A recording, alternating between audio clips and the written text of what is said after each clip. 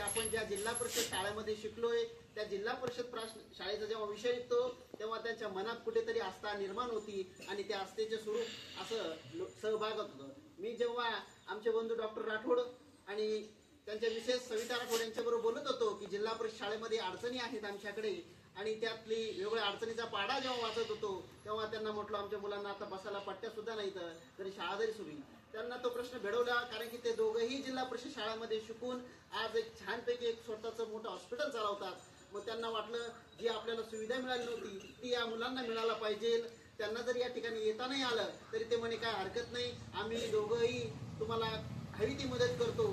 तर मी विचारलं आता सध्याला तुम्ही काय करू शकता. तर त्यांनी सांगितलं तुम्हाला काय अडचण आहे त्वरित. तर मी सांगितलं की त्यांना आता आमच्या शाळेत बसण्यासाठी मुलांना चटाया नाहीत कारण की जेवढे डेस्क होते ते डेस्क अपुरे पडलेत. शाळेची पटसंख्या दिवसेंदिवस वाढत चालली. आता पहिलीला 10 विद्यार्थी आलेत आणि आमच्या वर्गामध्ये 10 डेस्क नाहीत. त्यामुळे आम्हाला कमीत कमी आता जर पट्टीवर बसता आलं तर मुलांना चांगल्या पद्धतीने खेळ घेता येईल, चांगल्या पद्धतीने मुलांचा अभ्यास करता येईल आणि शैक्षणिक साहित्य चांगल्या पद्धतीने त्यांना हाताळता येईल.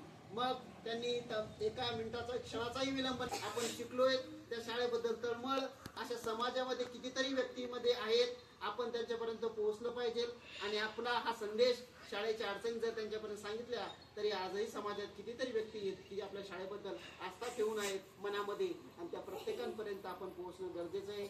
आणि प्रत्येकांच्यापर्यंत जर पोहोचलं तर एक ना एक दिवस आपल्या शाळेचा समाजाचा विकास झाल्याशिवाय राहणार नाही. धन्यवाद.